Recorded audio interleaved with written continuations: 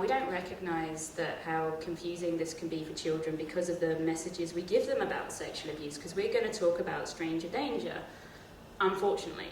I'm not saying there are some really dangerous strangers out there, there really are, but we know that that is the minority of sexual abuse. And when we're giving those messages, often, I don't know if we always realise, but often what we're trying to do is give ourselves a sense of control around sexual abuse. So I'm going to teach you to avoid the strange man in the park, like how easy is he to spot? Like real simple, and then tick box, you are protected from sexual abuse.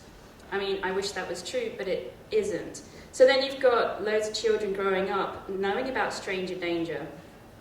But of course, most of them are abused by someone within the family, somebody known to the family, a friend, somebody that mum and dad likes, loves, trusts, somebody that they like.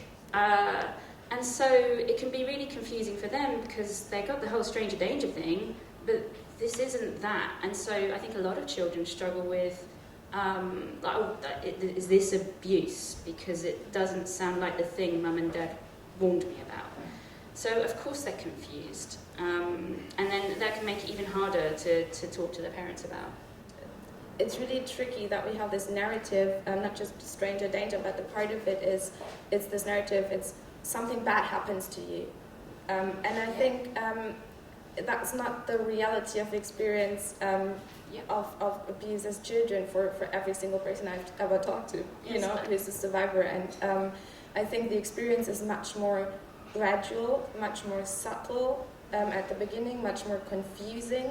So it's not that you have really this moment where you think, my life was perfectly normal and fine, and then this thing happened to you, now I'm going to run to mommy and daddy and tell them about it. So that's not what happens. Lots of people, similar to your experience, they don't recognise that they were abused until later.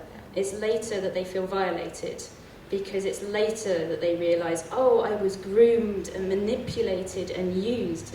But your experiences at a time as a child can be, I liked this person, actually they were a really good friend, they gave me special attention, I actually didn't mind, I either didn't mind what they did to me, or actually I liked it. It can be physically pleasurable for a child. They don't necessarily know that it's wrong.